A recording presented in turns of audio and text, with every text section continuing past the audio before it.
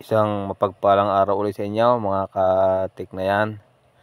Ay di aring aho at ahin munang igagala ang inay at saka ang tatay. Tunay na kami ho ay napakalayaw ng aming lalakbayin. Kami ho ay umalis sa amin din sa Batangas ay alas 6 pa ng umaga. Alas 4 pa lamang ho ay gising na.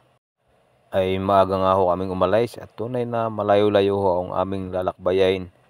Kami ho ay maglalakbay ng 6 na oras papunta doon sa aming destinasyon. Hindi ko muna sasabihin sa inyo kung saan para kami inyong samahan sa aming paglalakbay. Ari yung paglalakbay namin talagang ako ho ay may halong kaba. Alam nyo ga kung bakit. Ay ang inay ho tsaka ang tatay ay first time lang ho makakalayaw ng galing kalayaw. Gayong katagal na biyahe ako ay kinakabahan din. Palibasa nga ho ang tatay ay may sakit sa puso. Ang inay naman ho ay na high blood din at na-stroke lang ako ng 2 beses. Kaya ho hindi ko maiwasang kabahan.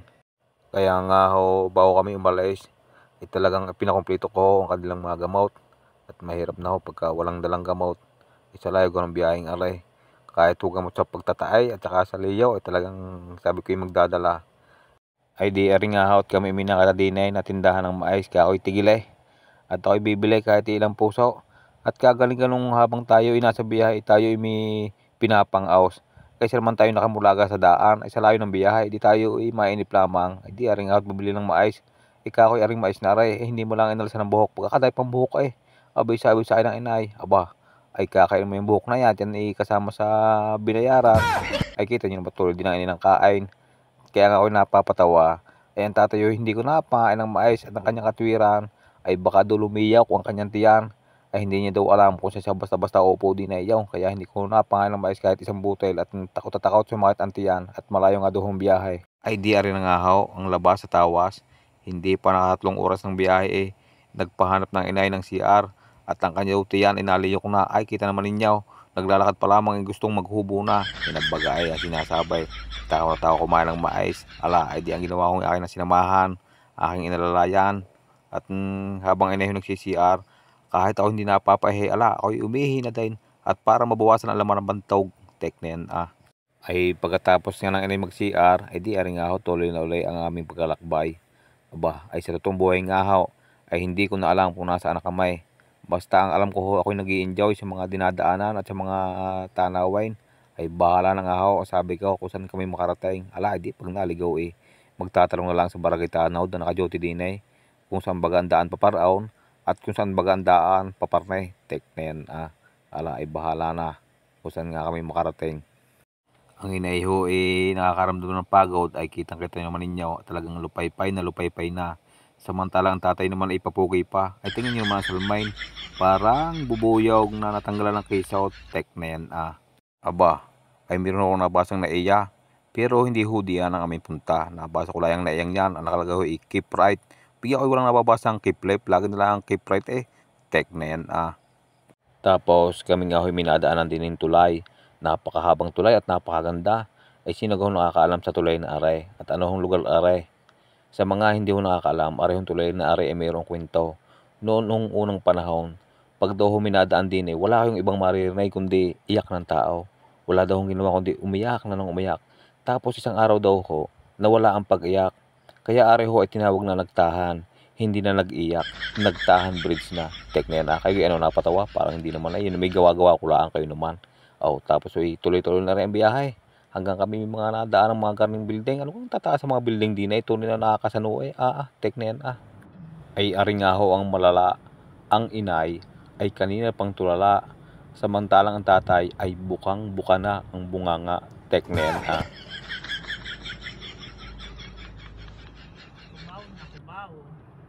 Ay talagang kami nga ho pala napapalayo na di na kami sa Bukawi, Bulacan sa tapat ng pinakamalaking Indom Arena sa buong mundo, ang Philippine Arena. Ay talagang kami nga napalayo na. Ay talagang malayo-layo na rin niya ho ang aming narating.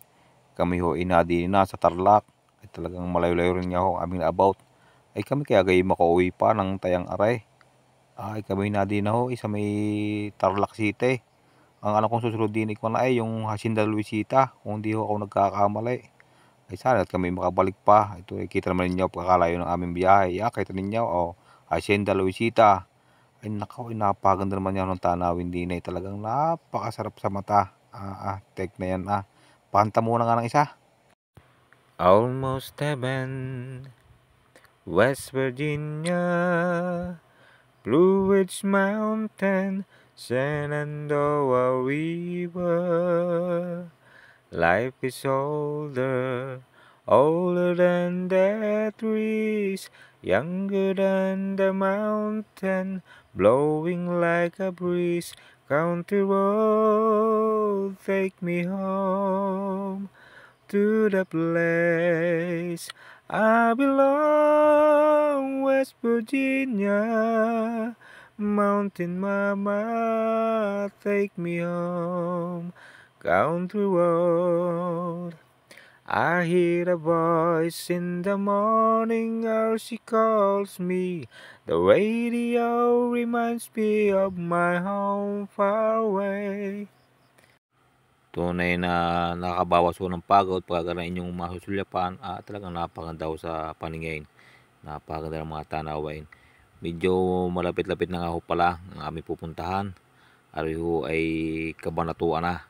Ayan. Tunay napakaganda ho ng daan. Kahirap ganang garing karatula. Tapos wala namang maipagsama. Tek na yan Ari nga ho at malapit na kami sa aming pupuntahan. Kami medyo makapagpahinga na. Tek na yan ay di ari nga ho sa loob ng 6 na oras ng aming paglalakbay. Kami nakarating na sa aming unang destinasyon. Na din ho kami sa Kabanatuan sa aking kapatid. Ay bigla nga ho na din aking kapatid. Ay taga-rini nga ho na pangasawa ay ano nga magagawa. Ay di amin ho munang binisita. Ay di ari nga ho at aking inaalalayan tatay. Ay kita naman ninyo. Hagyan na makababa at tunay na napagod nga ho sa biyahe. Ay hagyan na ho makakamang Pero lahat ho ng inyong pagod na yan ay aking babawiin. Basta tayo ay magpapahinga muna din ng isang gabi. At kinabukasan siguradong bawi ang inyong lahat ng pagod. Ay kita naman yung tatay, ika-ika. Ay pumili pa nga. At siya nga daw nangimay ang paa. Ngibit na ang tatay. Tapos ang gayon din ay napangibit. Kaya nga salamat sa Diyos. At kami ho'y nakarating ng maluwalhati ika nga ng inay. Pagkarating nga ho namin din di kami nga ho'y pinaghanda na ng aming tanghalian. Kami ho'y dumating din 1:00 na ng hapon. Buhat ho nung 6:00 ng umaga ay dumating ho kami din 1:00 ng hapon. Kami muna ho'y kakain ng aming tanghalian. Kain na ho tayong lahat. Talagang salamat nga ho sa Diyos at kami nakarating ng maluwalhati. Kami ho'y kakain lamang at magpapahinga. At kinabukasan ho, dyan ho mag-uumpisa yung aming pamasyal. Ipapasyal ko ho ang tatay at inay. Hindi pa ho di natatapos ang aming paglalakbay. Ay ari nga ho pala ang aking tutulugan. Tapos doon sa may sala ay doon natutulog. Doon matutulog ang inay at yung bunso kong kapatid. Ay wala nga ho pala ang tatay. Ang tatay ho ay humiwalay na kanyang tulugan. Ako'y napapatawa Ay bakit nga humiwalay? Ay doon siya tumulog sa may kusina. Dahil ho ang tatay pag natulog yan din sa amin, yan ho ay may katabi ng ihian, may katabi ng basein.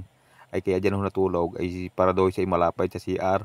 Tek na yan at siya daw nahihirapan ng palakad-lakad. Ay di yan ho tumulog sa pagbukas sa kortina ay malapit na CR. Tek na yan Ay siya, paano ho mga tek na yan? Hindi pa ho dyan natatapos yung aming paglalakbay. Yan ho ay part 1 pa lamang ng aming paglalakbay. After ho namin makapagpahinga at makatulog, abangan nyo ho kinabukasan yung mga lugar na aming pupuntahan. At dahil nung ipapasyal ang aking ama at ang aking ina para man sila ay aking magpasaya. Abangan nyo ho yung mga susunod. Paalam muna sa ngayon. Tek na yan.